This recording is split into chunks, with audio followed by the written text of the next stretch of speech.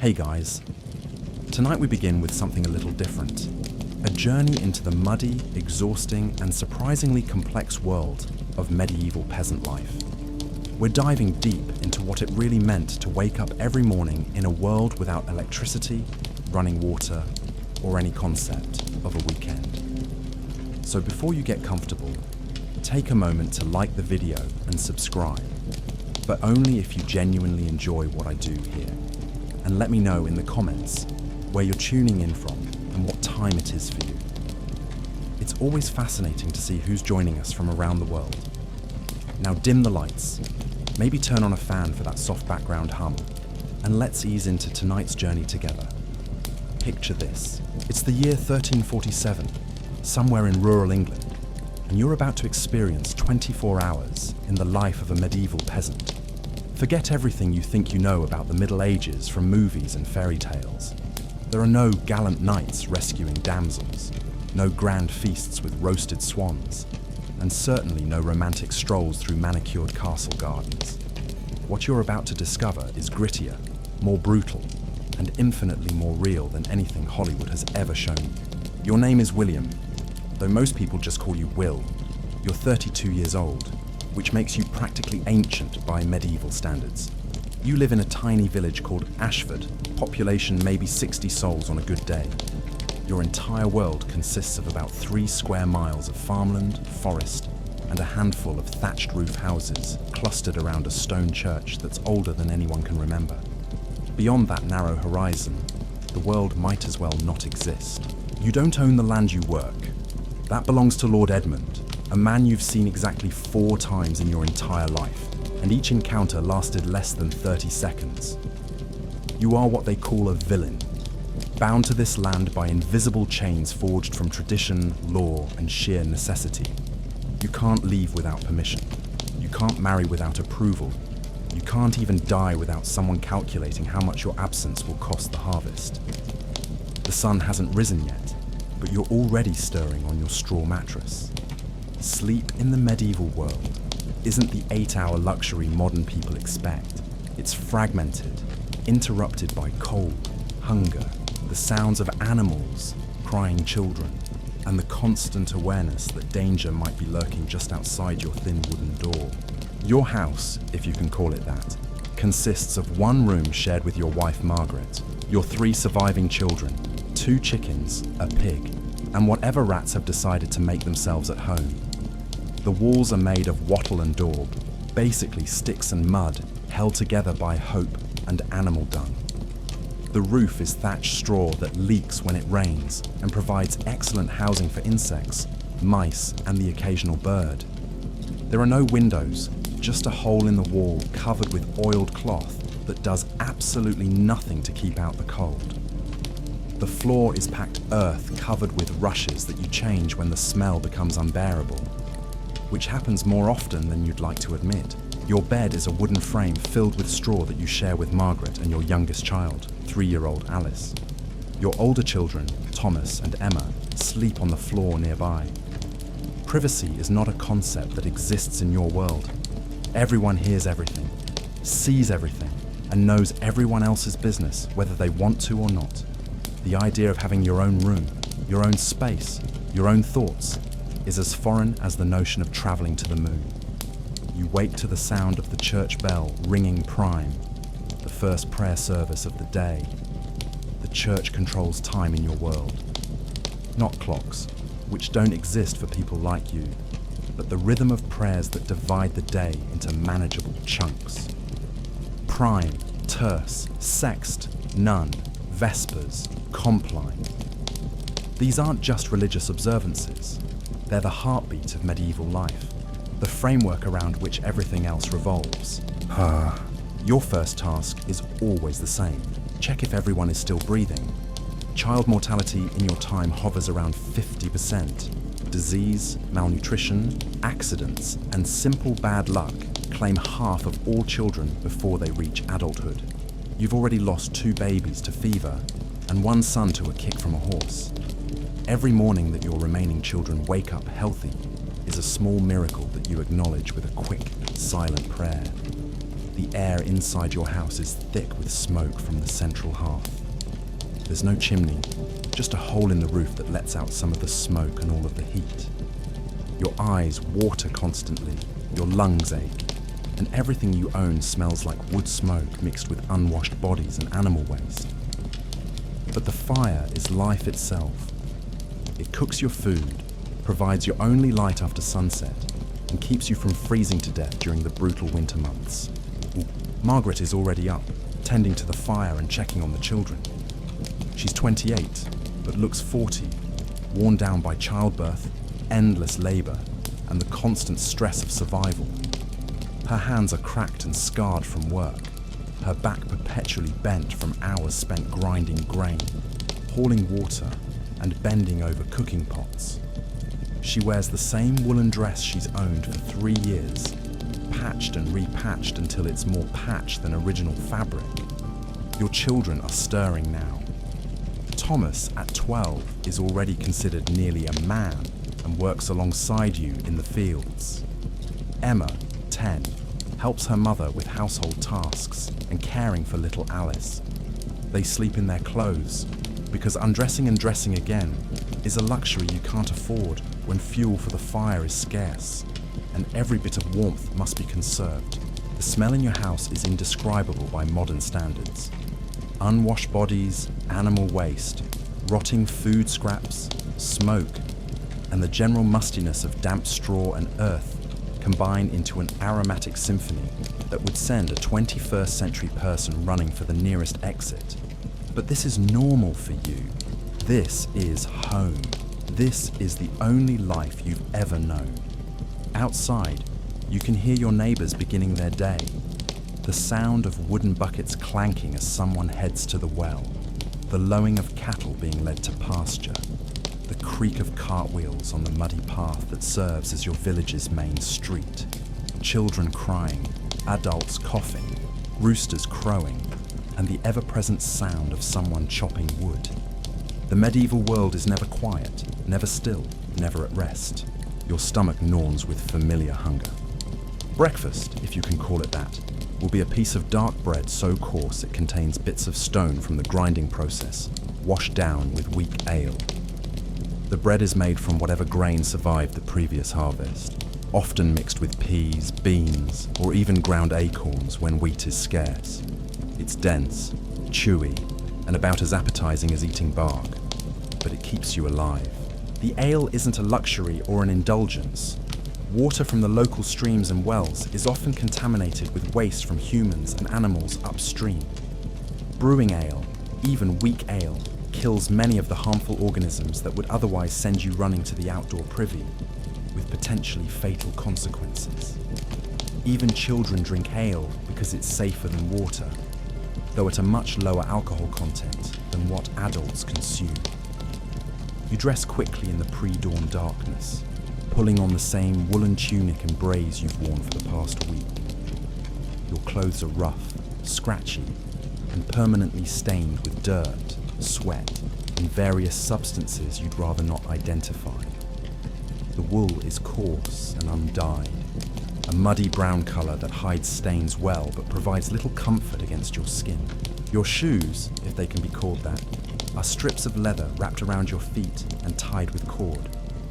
They offer minimal protection against stones, thorns, and the constant mud that seems to coat everything in your world. Margaret hands you a wooden bowl containing your morning meal. The bread is so hard it could double as a weapon, and you have to dip it in the ale just to make it chewable. There are no eggs, no butter, no cheese. Those luxuries are reserved for special occasions like Christmas or Easter if you're fortunate enough to have surviving livestock by then. The ale is thin and sour, but it's liquid and it won't kill you, which makes it a successful breakfast by medieval standards. As you chew your stone-laden bread, you mentally prepare for the day ahead. It's early October, which means harvest time is in full swing. Every able-bodied person in the village, from children barely old enough to walk to elderly grandparents who can barely stand, will spend the next several weeks racing against time and weather to bring in the crops before winter arrives. This harvest will determine whether your family eats regularly for the next year or slowly starves until spring planting. The fields you work aren't your own, of course. They belong to Lord Edmund, along with everything else in this village, including, technically, you. But you have strips of land scattered throughout the village's 3 great fields, narrow ribbons of earth that you farm in exchange for your servitude. Some strips are good, with rich soil that produces decent crops. Others are rocky, waterlogged, or cursed with poor drainage that kills anything you try to grow there. The medieval agricultural system is complicated in ways that would baffle modern farmers. The village operates on a 3-field system. One field is planted with winter crops like wheat or rye. Another is planted with spring crops like barley, oats, or peas. The third field lies fallow, resting and recovering its strength while the village animals graze on whatever grows there naturally. Next year, the fields will rotate, and the year after that they'll rotate again. Your strips are scattered across all 3 fields, which means you spend half your day just walking from one plot to another. This isn't an accident. The scattering ensures that every villager gets some good land and some bad land, some convenient plots and some inconvenient ones. It's a primitive form of insurance against total crop failure, but it also means that farming in the medieval world is incredibly inefficient by modern standards. You grab your scythe, a curved blade attached to a long wooden handle that serves as your primary harvesting tool. The blade is dull because good metal is expensive and sharpening requires skills you don't possess. You make do with what you have, which means cutting grain is slow, exhausting work that leaves your back screaming and your hands bloody with blisters. Stepping outside, you're immediately struck by the smell. The village doesn't have sewers, garbage collection, or any concept of waste management. Human waste goes into pits behind houses or simply gets thrown into the street. Animal waste piles up wherever the animals happen to be. Rotting food scraps attract flies, rats, and other vermin that spread disease. The smell is overwhelming, a mixture of excrement, decay, and unwashed humanity that clings to everything. The village street is a muddy track, rutted with cartwheels and littered with debris. During dry weather, it's dusty and hard-packed. During wet weather, which is most of the time, it becomes a treacherous bog that can swallow a cartwheel or trap an unwary pedestrian. There are no sidewalks, no gutters, no drainage. Water simply pools wherever gravity takes it, creating breeding grounds for mosquitoes and other disease-carrying insects. Your neighbors are already moving about, beginning their own daily struggles with survival. You nod to Geoffrey the blacksmith, whose forge provides one of the few reliable sources of heat and light in the village. His work is essential but dangerous. Burns, cuts, and respiratory problems from breathing metal fumes make smithing a hazardous occupation. Yet without Geoffrey's tools, weapons, and horseshoes, the village couldn't function. Agnes the baker is already at work, though her bakehouse only operates certain days of the week when enough grain has been gathered to make baking worthwhile. Most villagers do their own cooking over open fires, but Agnes provides bread for those who can afford it and serves as a gathering place for village gossip and news. You pass the village well, a stone-lined hole in the ground that provides your only source of drinking water besides the polluted stream that runs past the mill. The well water isn't clean by modern standards, but it's cleaner than the alternatives. Drawing water is backbreaking work, especially for women and children who must haul heavy wooden buckets up from depths that can reach 30 feet or more. The sun is finally beginning to rise, painting the eastern sky in shades of pink and gold that would be beautiful if you had time to appreciate beauty. But beauty is a luxury you can't afford. Every minute of daylight is precious during harvest season. Every hour spent appreciating sunrises is an hour not spent gathering the grain that will keep your family alive through the winter. You walk toward your scattered strips, your scythe over your shoulder and your stomach already rumbling with hunger despite the recent meal. The work ahead will be brutal, repetitive, and absolutely essential. You'll spend the next 12 hours bent over, cutting grain by hand, bundling it into sheaves, and hauling it to the village threshing floor. where it will be beaten with flails to separate the grain from the chaff. Thomas joins you, carrying a smaller scythe and trying to match your pace despite his shorter legs. At 12, he's already learning that childhood ends early in the medieval world. There's no time for play, no energy for games, no concept that children deserve protection from the harsh realities of adult life. He'll work alongside you until his back aches and his hands bleed, because that's what survival requires. The other villagers are spreading out across the fields now, each family heading to their own scattered strips. There's little conversation because talking wastes energy and breath that's better saved for work. The harvest is a race against time, weather, and the countless things that can go wrong between now and the moment the grain is safely stored in the Lord's granary and the village's communal storage areas. Your first strip lies about half a mile from the village, a narrow ribbon of land wedged between Geoffrey's barley field and the marshy ground near the stream. The walking gives you time to assess the damage from last night's rain. Too much water at harvest time can rot the grain while it's still standing, turning months of backbreaking labour into mouldy waste. Too little water, and the stalks become so dry they shatter at the touch, scattering precious grain across the muddy ground where it's lost forever. The wheat in your strip looks decent this year, though you've learned not to count your grain before it's threshed. The stalks stand roughly waist high, heavy with kernels that represent the difference between eating regularly and gnawing hunger.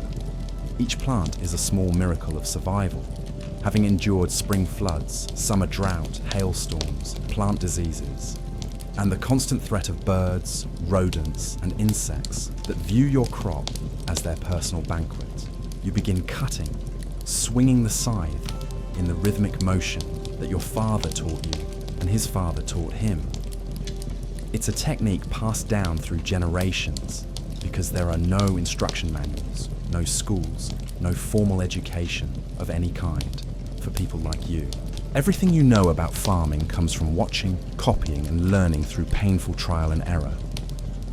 The blade catches the stalks near the base, and you gather them with your free hand before laying them in neat rows to dry. The work is immediately exhausting. Your back begins to ache within the first hour as you bend, swing, gather, and lay down sheaf after sheaf. Your hands, already calloused from a lifetime of manual labor, develop fresh blisters where the wooden handle rubs against your palms. Sweat pours down your face despite the cool morning air, and your woolen tunic becomes a soggy, scratchy prison that chafes against your skin with every movement.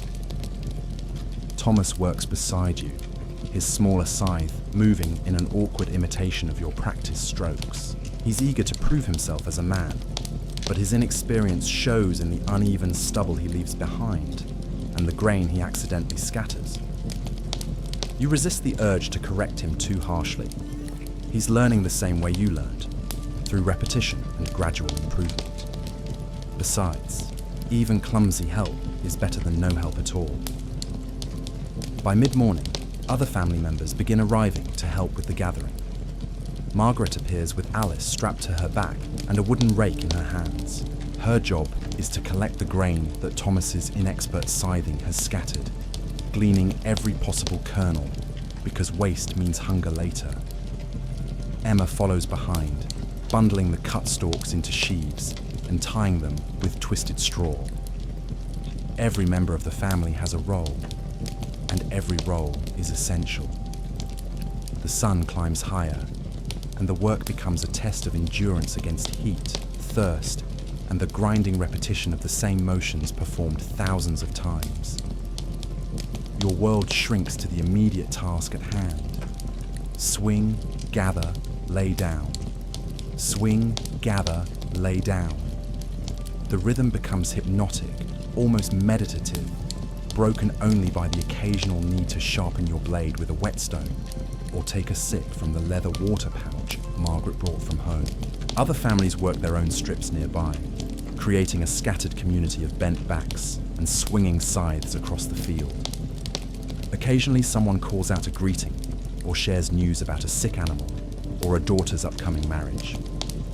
But mostly the work continues in focused silence. Everyone understands that talking is a luxury that must be rationed like everything else in your world. The morning passes into afternoon, marked not by clocks, but by the position of the sun overhead and the growing pile of bundled sheaves accumulating at the edge of your strip. Your stomach reminds you that the morning's bread and ale are long gone, but there's no time for a proper meal. Margaret produces some hard cheese and a chunk of bread from her basket, luxuries she saved for this crucial day. The cheese is strong and salty, the bread only slightly less stone-like than your breakfast portion. As you rest for a few precious minutes, you survey the work ahead. You've completed perhaps a third of this strip, and you have 2 more strips in other fields that need harvesting before the weather turns. Other villagers are making similar calculations, weighing the amount of work remaining against the hours of daylight left and the ominous clouds building on the western horizon. Weather is your constant enemy during harvest season. A sudden storm can destroy weeks of work in a matter of hours. The afternoon brings new challenges as the cut grain begins to dry in the sun. Some stalks are ready for bundling, while others need more time to cure properly. Timing becomes crucial because grain bundled too wet will rot in storage, while grain left too long in the field becomes vulnerable to birds, mice, and sudden weather changes. You develop an instinct for these things over years of experience, judging moisture content by touch and appearance rather than any scientific measurement. Your back now screams with every movement, and your hands are raw despite their thick calluses. Thomas is flagging too, his enthusiasm dampened by the reality of sustained physical labor. But stopping isn't an option. Every family in the village faces the same deadline, the same pressure, the same consequences for failure. The harvest waits for no one, and neither does winter. Margaret and Emma work steadily behind you, their own endurance tested by the repetitive motions of gathering and bundling. Alice, too young to help meaningfully, alternates between sleeping on her mother's back and fussing with the discomfort of being carried in the heat. There are no babysitters in your world, no childcare options beyond strapping infants to working mothers and hoping they survive the experience. The social dynamics of harvest time reveal themselves as the day progresses. Families help each other when their own work is complete, creating informal networks of mutual aid that mean the difference between success and starvation. Geoffrey, the blacksmith's wife, brings water to the workers in exchange for help with her own small plot. The miller's sons lend their strength to widow Martha's harvest, knowing that her grinding services will be essential when the grain needs processing. But cooperation has limits. Everyone's primary obligation is to their own family's survival. Help flows freely when it costs little, but when resources become scarce, charity becomes a luxury few can afford. The medieval village operates on a delicate balance between community solidarity and individual desperation, held together by mutual need rather than abstract ideals of neighborliness. As evening approaches, the race against time intensifies. The sun hangs lower in the sky, casting longer shadows across the field and reminding everyone that daylight is a finite resource. You push through the growing pain in your back and the trembling in your exhausted arms, because stopping means leaving grain in the field where it's vulnerable to weather, animals, and theft. The final hours of harvesting are always the most difficult. Your body has moved beyond simple fatigue into a state of grim determination, fueled by necessity rather than strength. Every swing of the scythe becomes an act of will. Every step forward a conscious decision to continue, despite the protests of muscles and joints. Thomas has reached his limit and sits slumped against a fence post, his face pale with exhaustion. Margaret and Emma continue their work with the mechanical persistence of people who understand that stopping means failure. The last stalks fall to your side, just as the sun touches the horizon. Your first strip is complete, transformed from a field of standing grain into neat rows of bundled sheaves, ready for transport to the threshing floor. Tomorrow, you'll begin the back-breaking work of hauling these bundles to the village centre. But tonight, you allow yourself a moment of satisfaction at completing this crucial phase of the harvest. The walk back to the village happens in weary silence. Thomas leans heavily on his scythe, using it as a walking stick. Margaret shifts Alice's weight on her back and stretches muscles strained from hours of bending and lifting. Emma carries the empty water pouch and the tools that will be needed again tomorrow. Your family moves like a small army retreating from battle, victorious but exhausted, unified by shared effort and common purpose. The village evening routine is already underway as you return home. Smoke rises from chimneys as families prepare their evening meals. Animals are being led back from pasture to their overnight shelters. Children too young to work in the fields play simple games in the fading light. Their laughter a reminder that joy exists even in this harsh world. Your house feels smaller than ever as the family settles in for the night. The fire needs tending, the animals need feeding, and tomorrow's work needs planning. There's no time for rest, no moment of leisure, no opportunity to process the day's events. Survival demands constant attention to immediate needs, leaving little energy for reflection or relaxation. And so, another day in the life of Will. The peasant draws to a close, though close is perhaps too generous a word for an existence that offers no real endings. Only brief pauses before the next struggle begins. Tomorrow will bring the same backbreaking labour, the same gnawing hunger, the same desperate race against weather and time. Medieval life wasn't about dreams or aspirations or finding yourself. It was about surviving until the next harvest, and the next, and the next, until your body finally gave out and someone else took your place in the endless cycle. Perhaps there's something oddly comforting in that simplicity, even if we wouldn't wish it on anyone. Sweet dreams, everyone.